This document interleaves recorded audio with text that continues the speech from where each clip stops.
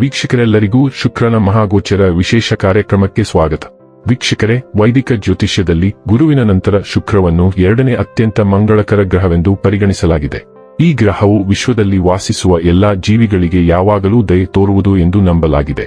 ನವಗ್ರಹಗಳಲ್ಲಿ ಒಂದಾದ ಶುಕ್ರನನ್ನು ಅದೃಷ್ಟದ ಗ್ರಹ ಕರೆಯಲಾಗುತ್ತದೆ. ಜನ್ಮ ಕುಂಡಲಿಯಲ್ಲಿನ ಪ್ರೇಮ ಸಂಬಂಧಗಳ ಲೆಕ್ಕಾಚಾರ ಮಾಡುವಾಗ ಈ ಗ್ರಹವನ್ನು ಪರಿಗಣನೆಗೆ ತೆಗೆದುಕೊಳ್ಳಲಾಗುವುದು.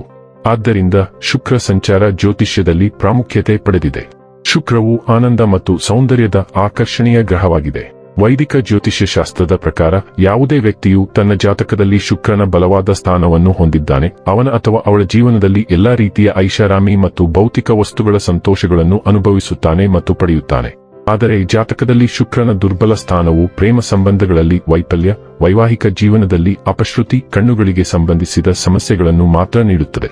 ಜ್ಯೋತಿಷ್ಯ ಶಾಸ್ತ್ರದ ಪ್ರಕಾರ ಶುಕ್ರ ಗ್ರಹವು ಇದೇ ವರ್ಷ 2026 ಜುಲೈ ತಿಂಗಳಿನ 4ನೇ ತಾರೀಕಿನ ದಿನ ಸಂಜೆ 7:18 ಸಿಂಹ ರಾಶಿಯನ್ನು ಪ್ರವೇಶಿಸುತ್ತಾನೆ. ಶುಕ್ರನು ಆಗಸ್ಟ್ ತಿಂಗಳಿನ 1ನೇ ತಾರೀಕಿನವರೆಗೆ ಸಿಂಹ ರಾಶಿಯಲ್ಲಿ ಇರುತ್ತಾನೆ.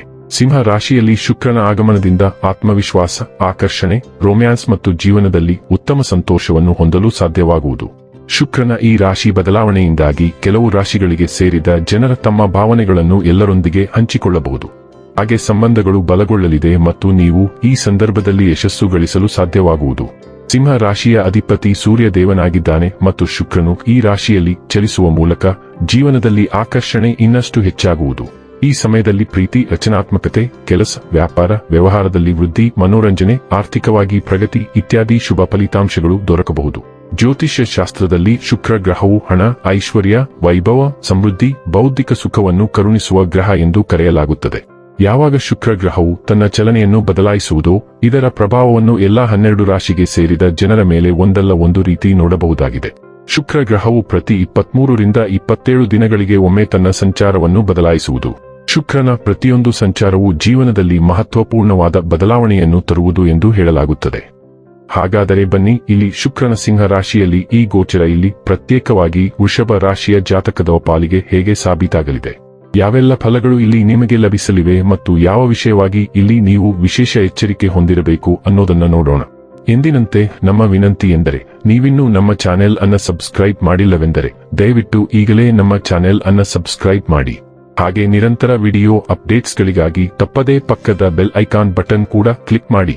ವಂಶ ಪಾರಂಪರ್ಯ ಜ್ಯೋತಿಷ್ಯರು ನಂಬರ್ 1 ವಶೀಕರಣ ಸ್ಪೆಷಲಿಸ್ಟ್. ವೃತ್ತಿ, ಉದ್ಯೋಗ, ಮದುವೆ, ಹಣಕಾಸಿನ ಸಮಸ್ಯೆ, ವ್ಯಾಪಾರ, ಆರೋಗ್ಯ ಸಮಸ್ಯೆಗಳಿಗೆ ಫೋನಿನ ಮೂಲಕ ಪರಿಹಾರ. ಇಂದೇ ಕರೆ ಮಾಡಿ. ವೀಕ್ಷಕರೇ, ವೃಷಭ ರಾಶಿಯವರೇ, ಶುಕ್ರನು ನಿಮ್ಮ ರಾಶಿ ಚಕ್ರದ ಲಗ್ನ ಅಥವಾ ರಾಶಿ ಚಕ್ರದ ಅಧಿಪತಿಯಾಗಿದ್ದು ನಿಮ್ಮ 6ನೇ ಮನೆಯನ್ನು ಸಹ ಆಳುತ್ತಾನೆ. ಸಿಂಹ ರಾಶಿಯಲ್ಲಿನ ಪ್ರಸ್ತುತ ಸಂಚಾರದ ಸಮಯದಲ್ಲಿ ಶುಕ್ರನು ನಿಮ್ಮ 4ನೇ ಮನೆಯಲ್ಲಿರುತ್ತಾನೆ. ಇಲ್ಲಿ ಶುಕ್ರನು ರಾಹು, ಕೇತು ಮತ್ತು ಮಂಗಳನ ಪ್ರಭಾವದಲ್ಲಿ ಉಳಿಯುತ್ತಾನೆ.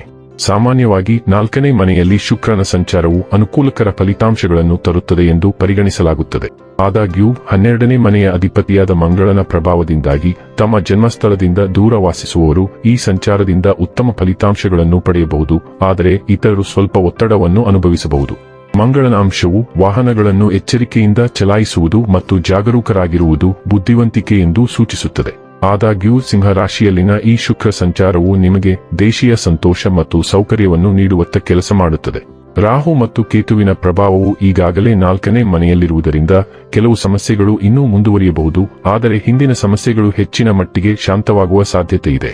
ನೀವು ಉತ್ತಮ ಕುಟುಂಬ ಜೀವನ ಮತ್ತು ಮನೆಯ ವಾತಾವರಣವನ್ನು ಆನಂದಿಸಲು ಸಾಧ್ಯವಾಗುತ್ತದೆ. ಸಂಬಂಧಿಕರನ್ನು ಭೇಟಿ ಮಾಡುವ ಅವಕಾಶಗಳು ಇರಬಹುದು ಮತ್ತು ಈ ಸಂಚಾರವು ನಿಮ್ಮ ಸಾಮಾಜಿಕ ಖ್ಯಾತಿಯನ್ನು ಹೆಚ್ಚಿಸಲು ಸಹಾಯ ಮಾಡುತ್ತದೆ. ಈ ಸಕಾರಾತ್ಮಕ ಅಂಶಗಳ ಹೊರತಾಗಿಯೂ ಮಂಗಳ, ರಾಹು ಮತ್ತು ಕೇತುವಿನ ಸಂಯೋಜಿತ ಪ್ರಭಾವವು ಕೋಪ ಅಥವಾ ಕಿರಿಕಿರಿಯನ್ನು ಹೆಚ್ಚಿಸಬಹುದು. ಆದ್ದರಿಂದ ನೀವು ಸಂಬಂಧಿಕರು ಅಥವಾ ಇತರರೊಂದಿಗೆ ಸಂವಹನ ನಡೆಸಿದಾಗಲೆಲ್ಲ ಶಾಂತತೆಯನ್ನು ಕಾಪಾಡಿಕೊಳ್ಳುವುದು ನಕಾರಾತ್ಮಕತೆಯನ್ನು ನಿಯಂತ್ರಿಸಲು ಸಹಾಯ ಮಾಡುತ್ತದೆ.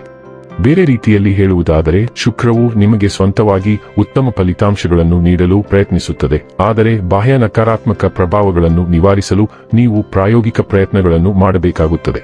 ಹಾಗೆ ಮಾಡುವುದರಿಂದ ಇನ್ನೂ ಉತ್ತಮ ಫಲಿತಾಂಶಗಳನ್ನು ಸಾಧಿಸಲು ನಿಮಗೆ ಸಹಾಯವಾಗುತ್ತದೆ. ಇನ್ನು ಕೊನೆಯದಾಗಿ ಈ ದಿನಗಳಂದು ಮಾಡಿಕೊಳ್ಳಬೇಕಾದ ಉಪಾಯಗಳ ಕುರಿತು ನೋಡುವುದಾದರೆ, ನಿಮ್ಮ ತಾಯಿ ಅಥವಾ ನೀವು ತಾಯಿ ಎಂದು ಪರಿಗಣಿಸುವ ಮಹಿಳೆಯ ಸೇವೆ ಮಾಡುವುದು ಶುಭಕರವಾಗಿರುತ್ತದೆ. ವೀಕ್ಷಕರೇ, ಇದಾಗಿತ್ತು ವೃಷಭ ರಾಶಿಯ ಜಾತಕದವರ ಶುಕ್ರನ ಮಹಾಗೋಚರ ಮಾಹಿತಿ ಇಷ್ಟವಾದರೆ ವಿಡಿಯೋವನ್ನು ಲೈಕ್ ಮತ್ತು ಶೇರ್ ಮಾಡಿ. ಜೈ ಶ್ರೀರಾಮ್.